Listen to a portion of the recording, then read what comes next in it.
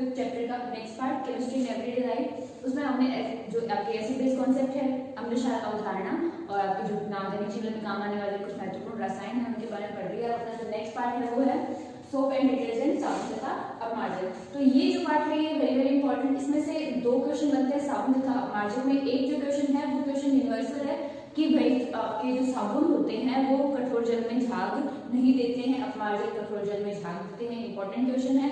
और साबुन तथा अपमार्जन में अंतर जो है वो इंपॉर्टेंट क्वेश्चन है। तो हम ये अपना जो नेक्स्ट टॉपिक शुरू करने जा रहे हैं, साबुन तथा अपमार्जक। साबुन होते क्या है, अपमार्जक होते क्या है। तो साबुन की बात करें, जनरल इंट्रोडक्शन की बात करें तो आपको पता है कोई भी चीज को साफ करने वाली चीज क्या होती है, साबुन होती है। डिटर्जेंट जो है बेसिक जो डिटर्जेंट है, डिटर्जेंट जो का जो मतलब है वही क्या है, टू वाइप क्लीन, मतलब सफाई करने वाला। तो सबसे जो पुराना डिटर्जेंट है वो कौन सा है, साबुन है। साबुन क्या होते हैं, किससे बनते हैं, रिएक्शंस कौन कौन सी है, और जो आपके मैंने दो क्वेश्चन बताए उनके आंसर क्या उसके बारे में डिस्कस करेंगे। चलिए शुरू करते हैं।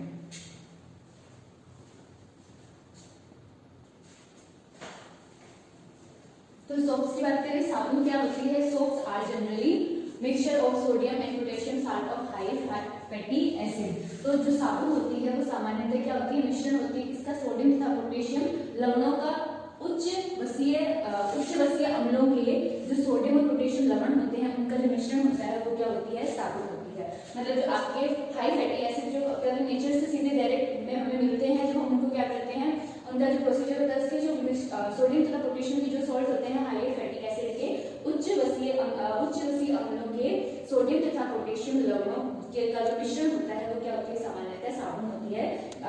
Soaps are generally mixture of sodium and potassium salt of high fatty acid. Second है soaps are the long chain of fatty acid of carbon 12 to carbon 18 carbon atom. मतलब एक जो सोप होता है उसमें जो आपके सोप्स क्या होती है, लंबी चेन होती है जिसमें कार्बन की संख्या क्या हो सकती है, कार्बन 12 से लेकर कार्बन 18 तक क्या होती है, एक लंबी श्रृंखला होती है कार्बन की, वो क्या होते हैं, साबुन होते हैं।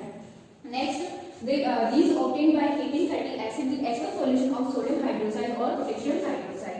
मतलब हम जब क्या करते हैं, फैटी एसिड्स आपके हैं उनके एक्वस सॉल्यूशन मतलब उनके जलीय विलयन को, आपके वसीय अम्लों के जलीय विलयन को जो क्या करते हैं, सोडियम हाइड्रोक्साइड और पोटेशियम हाइड्रोक्साइड के साथ जब गर्म किया जाता है तो हमें क्या मिलता है, साबुन मिलती है, सोप्स मिलते हैं। तो सोप क्या होता है, सोप क्या होता है, हायर फैटी एसिड का सोडियम तथा पोटेशियम मिक्सचर होता है। तो एक जो साबुन होता है, साबुन का जो एक एटम है उसमें नॉर्मली जनरली क्या हो सकता है, कार्बन 12 से कार्बन 18 तक क्या हो सकते हैं, कार्बन के एटम्स हो सकते हैं। और इनको क्या करते हैं, फैटी एसिड को जब फैटी एसिड के जलीय विलयन वसीय अम्लों के जब जलीय विलयन को क्या किया जाता है, सोडियम हाइड्रोक्साइड और पोटेशियम हाइड्रोक्साइड के साथ गर्म किया जाता है तो हमें क्या मिलता है, साबुन मिलती है। और इसको जो ये जो प्रोसीजर होता है, ये जो प्रोसेस है, इसीलिए क्या बोलते हैं, साबुनीकरण की अभिक्रिया या सोपिफिकेशन रिएक्शन। अभी नेक्स्ट जो है हम देखेंगे साबुन बनने की जो अभिक्रिया है, जनरल जो रिएक्शन है उसके बारे में।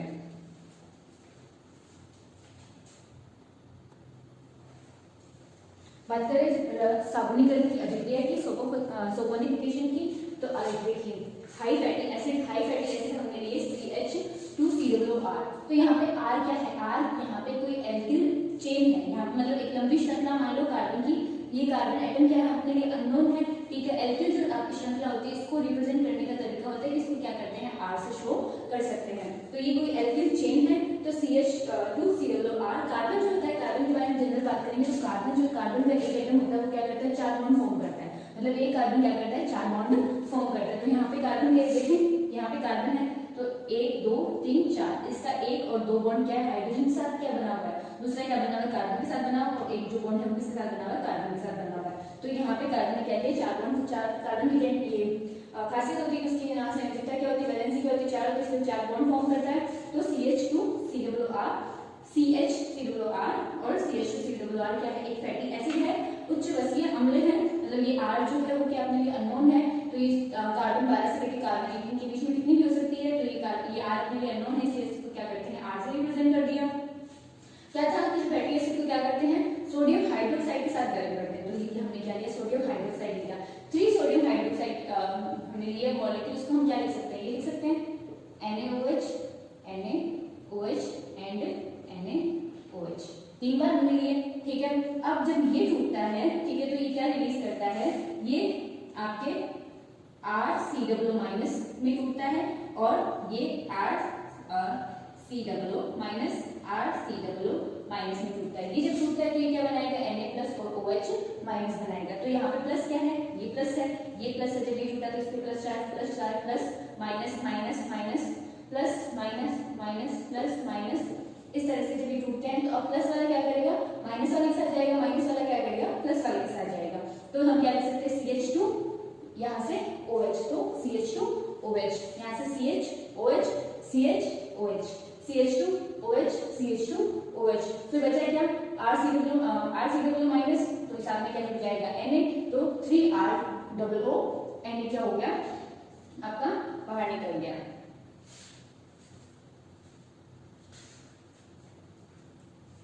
तो ये जो रिएक्शन है इसको क्या बोलते हैं, सोपोनिफिकेशन, ये साबुनीकरण की अभिक्रिया बोलते हैं। एक नंबर का क्वेश्चन बने तो अभिक्रिया अगर पूछा जाए कि साबुनीकरण क्या है तो अभिक्रिया लिखना क्या हो जाता है, इंपॉर्टेंट हो जाता है।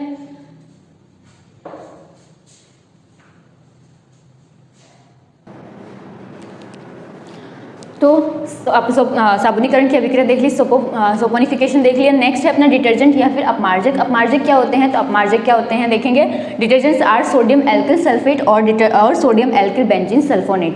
तो डिटर्जेंट क्या होते हैं, या तो सोडियम एल्किल सल्फेट, ठीक है, सोडियम एल्किल सल्फेट मतलब एल्किल आर का मतलब है एक लंबी चेन, किसकी, कार्बन की एक लंबी चेन, और OSO3 क्या हो गया, सल्फेट पे एक जब O निकल गया तो क्या आ गया, सोडियम जुड़ गया, तो ये क्या है आपका अपमार्जक है। या फिर सोडियम एल्किल बेंजीन सल्फोनेट, तो यहाँ पे आर क्या हो गया, फिर से कार्बन की एक लंबी चेन हो गई, ये बेंजीन है C6H5, इसके ऊपर क्या जुड़ा हुआ है, सल्फोनेट SO3 और सोडियम जुड़ा हुआ है। तो जो आपके डिटर्जेंट होते हैं वो क्या होते हैं, या तो सोडियम एल्किल सल्फेट होते हैं या फिर क्या होते हैं, सोडियम एल्किल बेंजीन सल्फोनेट होते हैं। अब डिटर्जेंट में सिर्फ इतना ही बताना है कि हमें डिटर्जेंट होते क्या है, सोप होता क्या है। और सेकेंड जो क्वेश्चन इंपॉर्टेंट है वो क्या है कि अब सोप जो है, साबुन जो है वो क्या करता है, कठोर जल में काम नहीं करता, झाग नहीं देता, सफाई नहीं करता, लेकिन डिटर्जेंट जो है वो क्या करता है, कठोर जल में काम करता है, सफाई करता है, झाग देता है। तो क्वेश्चन आएगा कि ऐसा क्यों होता है बताइए, ये इंपॉर्टेंट क्वेश्चन है इसमें। तो देखेंगे, हमें पता है कि भाई डिटर्जेंट क्या है, सोडियम एल्किल सल्फेट, और सोप क्या होते हैं, सोप होते हैं आपके mixture of sodium and potassium salt of high fatty acid. मतलब साबुन क्या है, सोडियम एल्किल सल्फेट है, और सोप क्या है, soaps are sodium and mixture of sodium and potassium salt of high fatty acid. अब कठोर जल की बात करें, मतलब हार्ड वाटर जो है, ठीक है, जिसको खारा पानी बोलते हैं, कठोर जल होता क्या है, तो कठोर जल जो होता है उसमें होती है गंदगी या फिर लवण। वो लवण कौन कौन से होते हैं, सॉल्ट कौन कौन से होते हैं, या तो कैल्शियम होता है या फिर क्या होता है उसमें मैग्नीशियम होता है, ठीक है। तो कठोर जल है, आंसर क्या रहेगा, कठोर जल या हार्ड वाटर क्या करता है, कंटेन करता है। हार्ड वाटर या कठोर जल में क्या पाया जाता है, कैल्शियम और मैग्नीशियम के आपके क्या तत्व पाए जाते हैं, ठीक है। जब कठोर जल में आप क्या करोगे, साबुन उसको लेके जाओगे, साबुन को उसके साथ मिक्स करोगे, तो साबुन क्या है आपका, sodium potassium salt of high fatty acid. तो साबुन क्या था अपना, साबुन हमने पढ़ा है अभी थोड़ी देर पहले, साबुन क्या था अपना, RCOONA, ये अपना क्या है, साबुन है। ये हमने भी रिएक्शन जब पढ़ी थी तो हमने बनाया था साबुन, तो अपना ये साबुन है। तो इसको जो हमने इस कैल्शियम और मैग्नीशियम के पानी में जब घोलते हैं तो ये का जो सोडियम होता है ये क्या होता है, बाहर निकल जाता है, और यहाँ पे क्या ऐड हो जाता है, RCOOCA या RCOOMG। क्यों, क्योंकि ये क्या होते हैं, हाईली रिएक्टिव होते हैं, सोडियम से ज़्यादा रिएक्टिव होते हैं, तो ये क्या करते हैं, सोडियम को रिप्लेस कर देते हैं, उसकी जगह पे आ जाते हैं। अब ये क्या बन गया, high fatty acid of calcium, या फिर आपके उच्च वसीय लवण किसका, कैल्शियम का, या फिर high fatty acid of magnesium बन गया। ये दोनों ही क्या होते हैं, जल में अवेलेबल या इनसॉल्युबल इन वाटर। तो हार्ड वाटर कंटेन आपके कैल्शियम और magnesium which make high fatty acid of calcium and high fatty acid of magnesium which is insoluble in water. तो इसलिए वो क्या करता है, क्लीनिंग एक्शन नहीं करता है, सफाई की अभिक्रिया नहीं होती है। उसके अपोजिट हार्ड वाटर क्या कंटेन करता है, कैल्शियम और मैग्नीशियम करता है। जब हम उसमें क्या करें, डिटर्जेंट क्या करें, उसमें घोल रहे हैं, डिटर्जेंट के साथ उसको काम में ले रहे हैं, तो वो किस में कन्वर्ट हो जाएगा, सोडियम हट जाएगा, कैल्शियम एल्किल बेंजील सल्फोनेट या फिर कैल्शियम एल्किल सल्फेट। जो हमने पहले बताया था किस क्या होते हैं, सोडियम एल्किल सल्फेट होते हैं डिटर्जेंट, तो किस में कन्वर्ट हो जाता है, कैल्शियम एल्किल सल्फेट या फिर मैग्नीशियम एल्किल सल्फेट। और मैग्नीशियम एल्किल सल्फेट यहाँ पे देखें RC6H5SO3 Mg या फिर RC6H5SO3 कैल्शियम। तो ये दोनों ही क्या है, ये दोनों ही क्या है, जल में विलय। इसलिए डिटर्जेंट जो है वो क्या करता है, कठोर जल के साथ अभिक्रिया करता है या फिर सफाई देता है। तो क्या क्वेश्चन क्या आएगा कि कठोर जल में साबुन अभिक्रिया नहीं देता है जबकि डिटर्जेंट अभिक्रिया करता है या फिर सफाई करता है, ऐसा क्यों होता है? तो कठोर जल जो है, हार्ड वाटर जो है आपका, उसमें क्या होता है, कैल्शियम और मैग्नीशियम के लवण पाए जाते हैं, अणु पाए जाते हैं, जो क्या करते हैं आपकी साबुन के साथ अभिक्रिया करके साबुन को किस में कन्वर्ट कर देते हैं, सोडियम के हाई फैटी एसिड के बजाय उसको कैल्शियम के हाई फैटी एसिड में कन्वर्ट कर देते हैं या फिर मैग्नीशियम के हाई फैटी एसिड में कन्वर्ट कर देते हैं, जो क्या होता है, जल में अविलय होता है। जबकि डिटर्जेंट जो है वो उस कठोर जल के साथ अभिक्रिया करके क्या करता है, उसको किस में कन्वर्ट करता है, कैल्शियम एल्किल बेंजिल सल्फोनेट या फिर कैल्शियम एल्किल सल्फेट में कन्वर्ट करता है, जो क्या है, जल में विलय है। इसलिए डिटर्जेंट कठोर जल के साथ अभिक्रिया करता है, लेकिन आपका साबुन जो है वो कठोर जल के साथ अभिक्रिया नहीं करता है। ये क्या हो जाएगा, क्वेश्चन का आंसर हो जाएगा, वेरी वेरी इंपॉर्टेंट।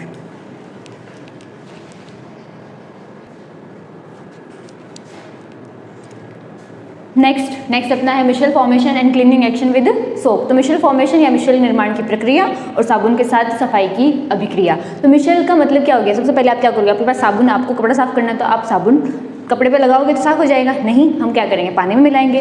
तो जब हम साबुन को, एक एग्जाम्पल है साबुन का, जैसे साबुन में हमारा क्या, साबुन क्या था, RCOONA। तो यहाँ पे अगर हम आपके स्टीरिक एसिड को एज ए सोप यूज़ करें तो क्या हो जाएगा, C17H35COONA। ये आपका क्या है, साबुन है। इसको हम क्या करेंगे भाई, पानी में डालेंगे, पानी में इसको मिलाएंगे। तो पानी में जब ये अभिक्रिया करता है तो किस में टूट जाता है, ये C17H35COO- प्लस Na प्लस में टूट जाता है, टूट गया। अब इसका ये जो पार्ट है ये क्या करता है, सफाई का काम करता है। कैसे, इसको हम क्या लिख सकते हैं, हम इसको लिख सकते हैं RCOONA टूट के किस में कन्वर्ट हो गया, RCOO- plus Na plus. Na को भूल जाओ, ये अपना क्या है जिससे हमें सफाई करनी है। तो यहाँ पे क्या रहेगा, इसमें ये जो एल्किल पार्ट होता है R, ये क्या होता है, जल विरोधी, ठीक है, हाइड्रोफोबिक, जल विरोधी या हाइड्रोफोबिक, जो जल में नहीं घुलता है। ये आपका जो COO- वाला जो पार्ट है ये क्या होता है, जल स्नेही या फिर हाइड्रोफिलिक होता है। ये जल में क्या होता है, घुलता है, उसके साथ मतलब बॉन्ड बनाता है, उसके साथ जुड़ता है। तो ये क्या करते हैं, पानी में घुलने के बाद में ये इस तरह से ये माइनस जो क्या करता है, जल स्नेही भाग है, जल स्नेही, ये बाहर की तरफ क्या है, इसके पानी है, और ये क्या है, जल विरोधी, जल विरोधी। तो इस तरह से साबुन के जो मॉलिक्यूल है वो क्या होते हैं, अरेंज हो जाते हैं।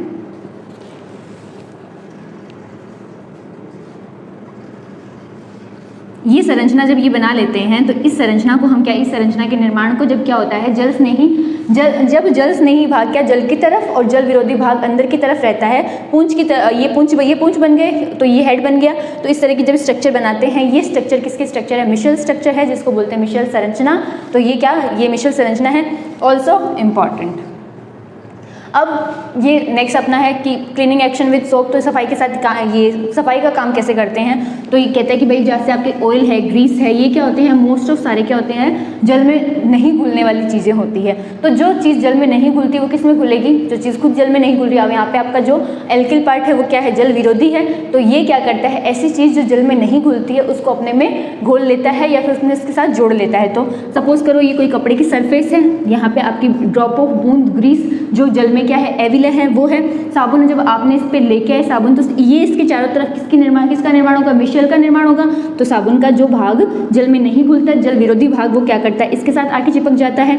और ये जल स्नेही, अब जल स्नेही पार्ट क्या करता है, इसको अपने जल में घुल के इसको बाहर की तरफ खींचता है। और ये क्या करता है, जल विरोधी भाग का क्या करता है, जल में अघुलनशील गंदगी को अपने अंदर घोल लेता है और इसे बाहर अपने साथ निकाल लेता है। तो इस तरह क्या होती है सफाई की, आपका पूरा जो सफाई का प्रोसीजर है वो कंप्लीट होता है। इसी के साथ अपना चैप्टर क्या हो गया, कंप्लीट हो गया। आई होप आपको समझ में आ गया। नहीं आया है तो आप अपने डाउट्स जो है वो मुझे मैसेज कर सकते हैं। Thank you.